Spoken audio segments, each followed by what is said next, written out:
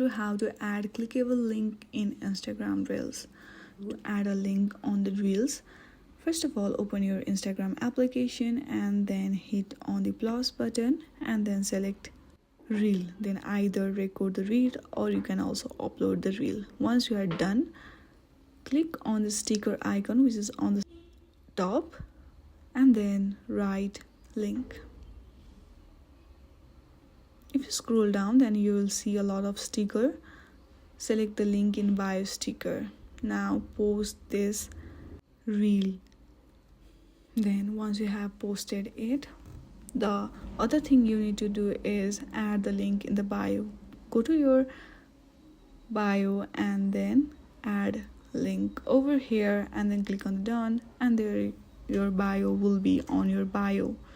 The user can view your links on your Instagram profile. Thank you for watching.